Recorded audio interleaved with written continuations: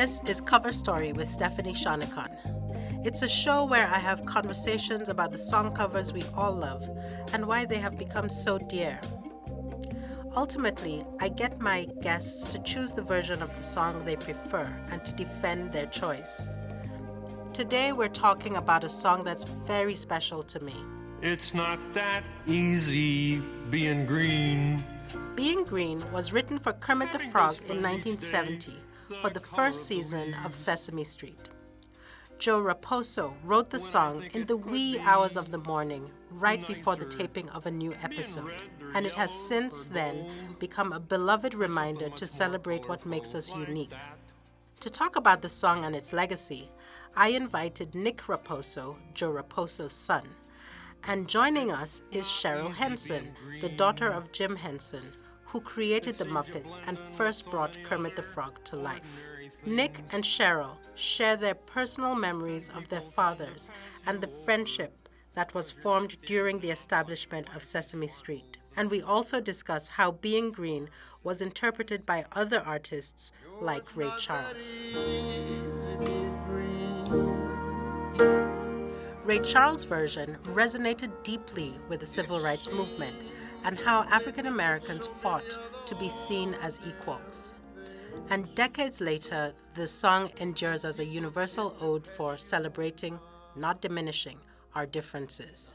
Let's listen in to my conversation with Nick and Cheryl as we discuss the song and make the impossible choice of which version is best.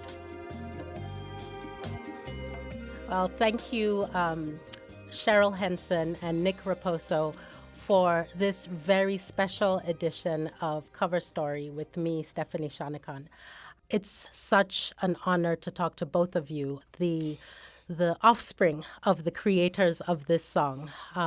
We wanted to talk about It's Not Easy Being Green and Kermit's version, and we're going to set it up against Ray Charles's version. Of course, there are many other versions, but we've sort of narrowed it down to Kermit and Ray Charles. But if I could just start with hearing from both of you, your first memories of this song.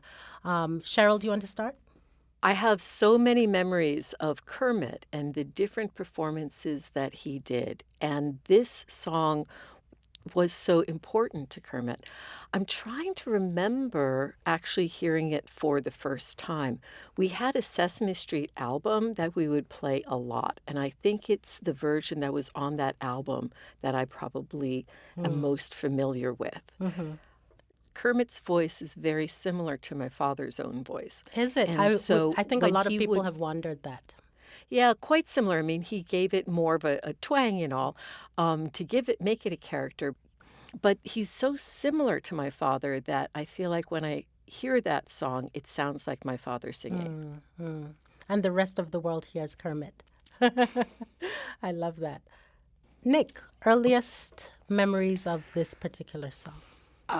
The earliest memory of this song for me is probably also hearing it on that album, that first Sesame Street original cast recording. The Sesame Street band, guys like Jimmy Mitchell playing that incredible backing track. And then, of course, Cheryl, Jim's voice, which is just magical on that recording. It's just an amazing interpretation of, all of the meaning that is inherent in the song. So, because you're not standing out like flashy sparkles in the water or stars in the sky. Nick, could you tell us about how music featured in your home, in your upbringing? Yeah, music was everything. I was just talking to the engineers here about having grown up in recording studios. That's where my brother and I spent almost all of our time. As a lot of people don't think about, Sesame Street. 90% of the show was scored, and they produced 60 one-hour episodes a year.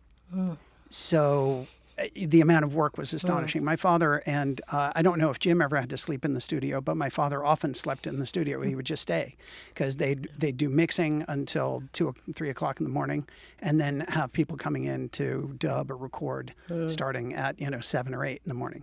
It was an amazing scene, and we would show up and, I mean, there was a lot of cigarette smoking, and it was not a healthy environment for kids, but it was a lot of fun. Well, if Nick grew up in the recording studio, I would say that we grew up in and out of the puppet building workshops and the television studios, because we were always welcome in the puppet building workshops, and we loved going to the studio and getting to go on the Sesame Street set and be able to just hang out and to wander, and that was really our comfort place. It was great. As we think about the song, the story goes, and this might be just lore that's on the internet, but the story goes that Joe actually wrote this song overnight. Like, Sesame Street needed a song, and Joe wrote the song overnight, and Jim recorded it at 2 a.m. The internet is very specific about this, and I wonder if this is true. Well, I can say from my end that that is almost 100% true. The story my father told was that on leaving the studio in the afternoon, and I think this was the soundstage, John Stone called my father over and said, "We need a song for the frog." And my father said, "About what?" And John Stone said, "About being green." And but now, where he wrote it, he claims he wrote it at our country house, which Cheryl might remember, up in the Catskills. And my father was looking, right over the piano was a window that looked out onto a thing called Green Mountain. And so there's actually a line on the song that said, "Can be big like a mountain," or "important like a mountain." And that's what he claims he was looking at. Big like an ocean, or important like a mountain.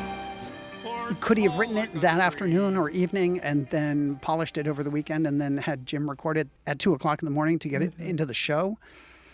Sure. And he put so much of himself into it. He didn't speak English until he was 8 years old. So he felt like an other his entire life. And he was not a very regular guy in many ways. So for him saying, here is this identity that's not being what you might want to be. When green is all there is to be. I think he was able to, write about that with some facility because he was so familiar with those emotions. Let's talk about the song now. Let's go a little bit deeper.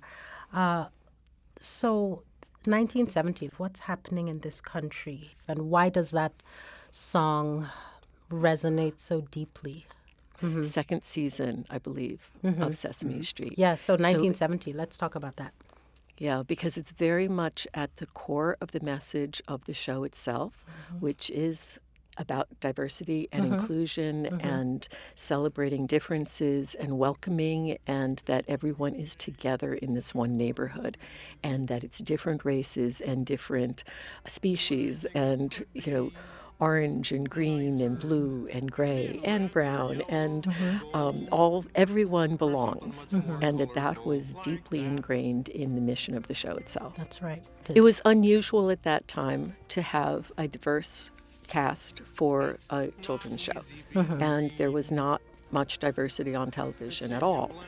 It was very important to Joan Cooney and to John Stone and to the foundation of the show itself to have a mixed race and a joyfully collaborative, friendly and welcoming environment that includes people from many different backgrounds.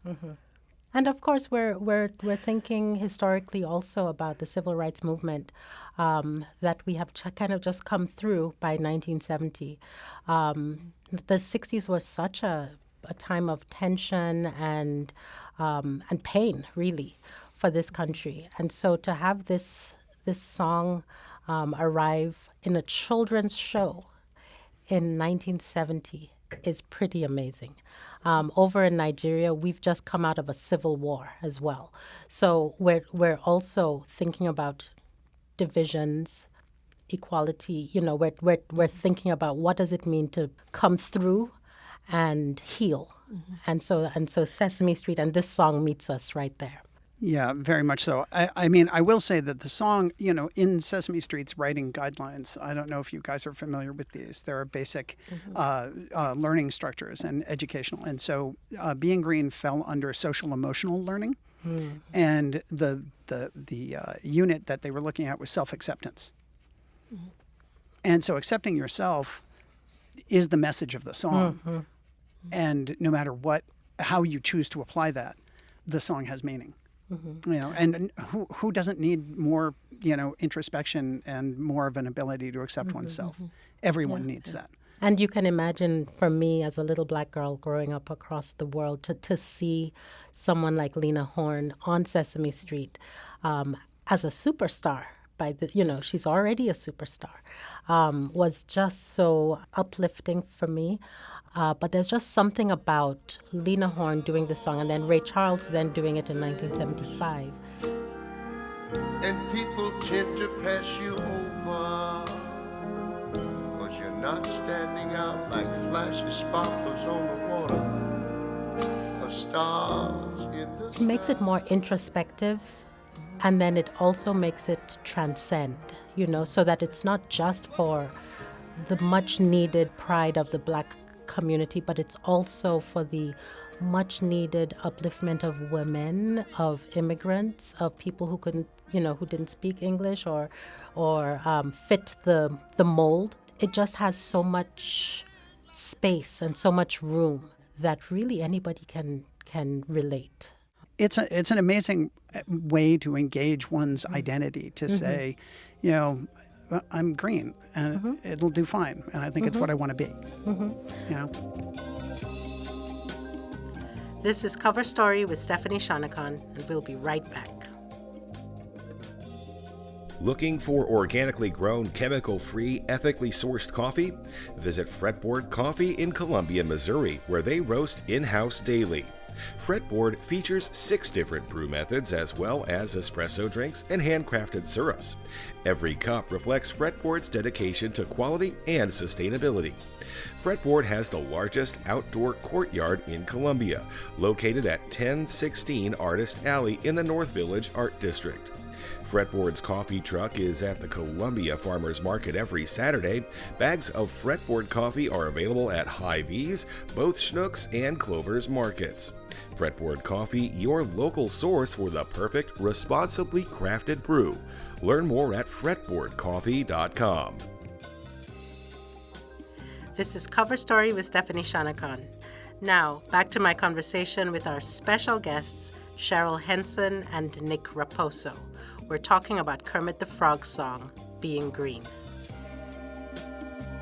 So let's talk about the poetry of the song. The first part of the song goes, it's not that easy being green, having to spend each day the color of the leaves. When I think it could be nicer being red or yellow or gold or something much more colorful like that. That is so beautiful.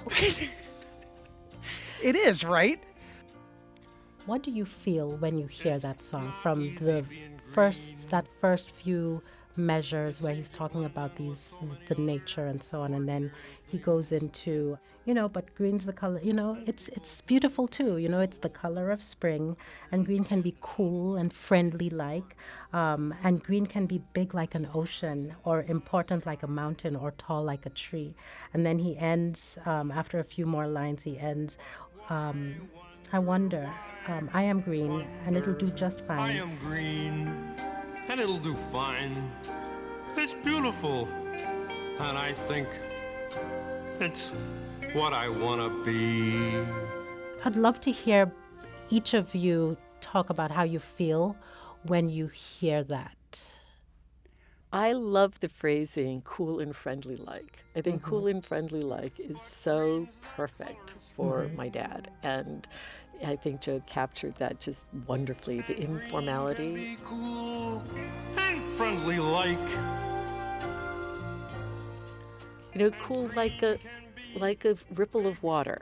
My dad loved being outdoors. He adored trees. He had a bit of an obsession with trees, and he painted trees, he photographed trees, he thought about trees. the branching of both going up and the branching going down into the root system, that trees as metaphor. So to incorporate the image of the trees. And so I feel like the song captures that sense of almost a meditation. My dad would in fact go take his chair into the garden and meditate and look up at the trees.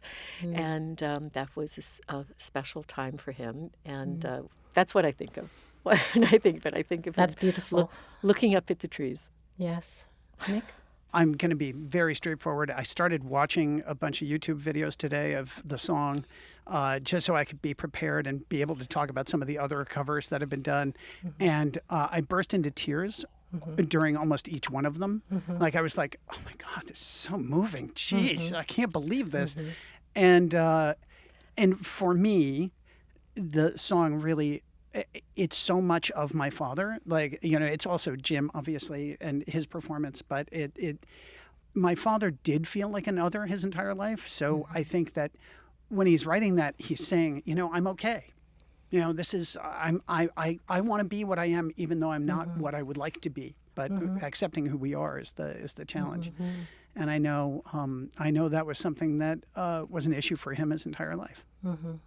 Oh, that's beautiful. I also come to tears when I hear this song because it's just, you know, I'm raising 3 black children in this country, you know, and sometimes I walk into a room, I'm the only one that looks like me, you know, and my accent is different. Spend each day the color of the leaves. Let's now move to Ray Charles's version, which came out in 1975. He was also on Sesame Street that same year.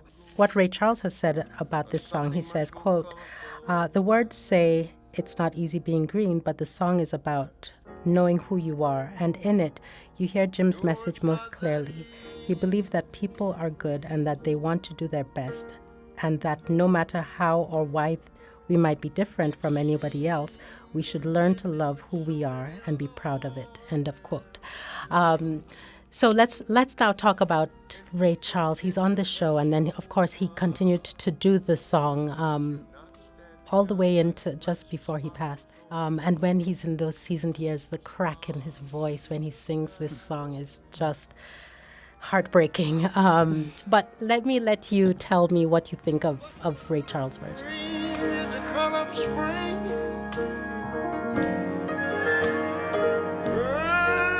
Red, green can be cool and friendly like it. Fantastic. Absolutely fantastic. He brings so much passion and so much grandeur and such an excellent, extraordinary singing voice.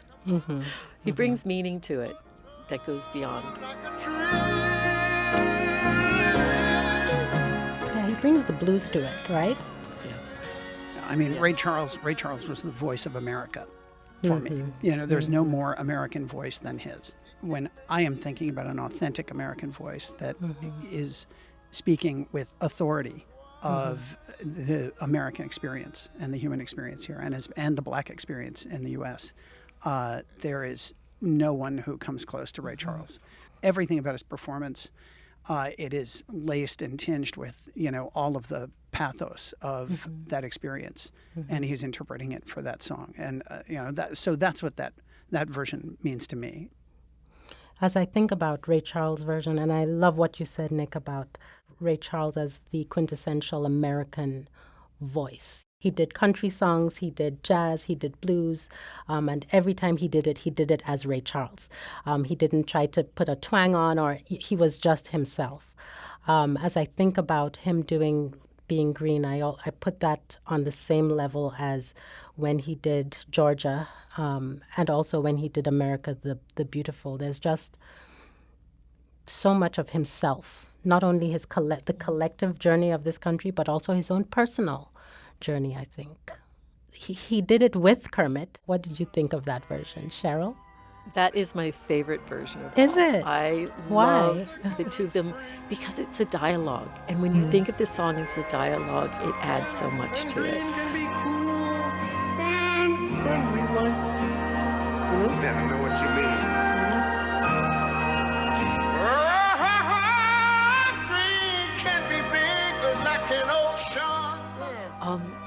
also think that my father's singing is both more performative and more delightful when he's stretching to try to join in with Ray Charles, because clearly my father is an amateur singer. All there is to be. It could make you wonder why. And Ray Charles has an extraordinary voice, and so you can hear in my dad's voice that he's trying, but he knows he's not quite making it, and that's okay. And so that level of self-acceptance is actually woven into the performance, because there's no way he can ever sing as well as Ray Charles. What I also see though is that Ray Charles is leaning into Kermit as well. He knows He's this softening is it Kermit. for him. Yes, exactly. He's generously including him. He's not grandstanding next to Kermit. He's doing it as a dialogue, and it's delightful because it's because of the energy between them. Absolutely. Yeah, I would say the same thing. I would say the energy that Jim brings to that performance, and he opens that space for Ray Charles to enter. So, I mean, Ray Charles is astonishing, obviously, but so is your father. And by the way, I want to say about him being an amateur singer, Cheryl, not many amateur singers have sold multiple platinum records.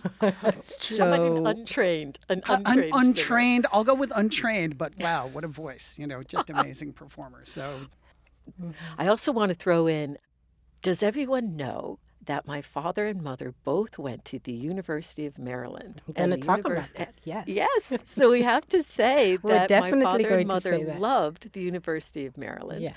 And that they met at a puppetry class there at the University of Maryland. And isn't it great that they had a puppetry class at the University of Maryland? And they, their whole careers started from the University of Maryland. And so how delightful it is that we get to have this conversation with the Dean of Arts and Humanities from the University of Maryland. Absolutely. The arts and humanities is where they both met, and where both of them did so much work to build a foundation for what we have seen around the world, right? And if they hadn't met in a class in the arts and humanities, in the arts, it would have been a different world. It would have been a different world. My father really believed that people come to care about each other through their differences and appreciating and falling in love with difference. And that the Muppets are a group of crazies that are radically different from each other, and that's what bonds them. And so I think that how do you get to know somebody without having an access to who they are? That's right. And that comes through the arts. Art exists to teach us about ourselves, and we can't understand anybody else until we really understand ourselves. The arts allow people to see beyond the very superficial differences that we all can observe. We say, oh, you don't look like me. You don't have my same, gender preference. You don't have this. These are all things that the moment you look below the surface of the appearance, you can see the human being underneath. Art, erases those differences. And just as I was saying before about Jim's performance, he hit his hand inside of a felt construction that a performer was able to access as a living being and interact with emotionally. That's art. It creates these bridges between what is under the surface. So, it's the most important thing in the world right now. Yeah. So now we come to the inevitable question, which is, we've talked about Kermit's version versus Ray Charles' version. Can you please, each of you, think of a continuum from 1 to 100, and you're going to give Kermit some of that number, and you're going to give Ray some of that number. And those are the rules, but because of who you both are, you can break the rules if you want to. So let's start with the daughter of Jim Henson first. I wish that I could vote for the duet, because to me the duet is amazing. If I have to vote for them separately, that's pretty hard, It's like, that's my dad I'm listening to. That's right. So just to be, I think I have to do 50-50. Okay. Because they're both there are reasons why each one is spectacular. There's no question, well, maybe I should do 40, 60 and give Ray Charles the 60 because that is the truly powerful voice and the meaning and the depth and the love. But it's my dad. How can I give him less than 50-50? Right, so I'm sticking with my 50-50. Okay. Fair enough. Okay, so I'm going to break the rules, and I'm going to say that the Kermit the Frog version, Jim's version, is the original recording. So I can give that 100. It's not a Okay. cover. And Ray Charles's cover, I will also give 100. So that's I'm going to break that rule because Jim's is not a cover; it's the original. Right. But I mean, if I had to divide between the two of them, no, that's an impossible question. I mean, Jim's is transcendent, and it's what lighted the fire and lit the way for the song. And Ray Charles is, Ray Charles. What can you say? It's it's like having Morgan Freeman, announce your NPR broadcast. It's like it's unbelievably great. What could you do?